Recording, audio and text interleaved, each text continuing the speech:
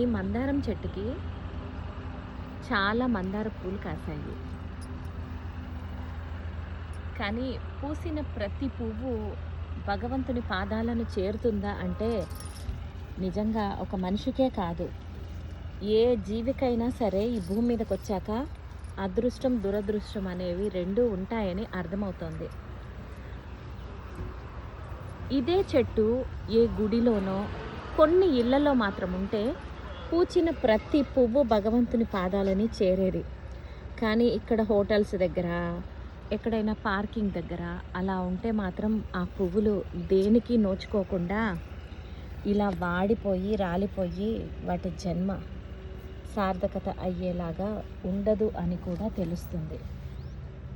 So మొత్తానికి అదృష్టం, దురదృష్టం మనిషికే కాదు ప్రతి ఒక్కదానికి ఉంటాయని ఇలాంటి చెట్లు మనకి చెప్పకనే చెబుతూ ఉన్నాయి.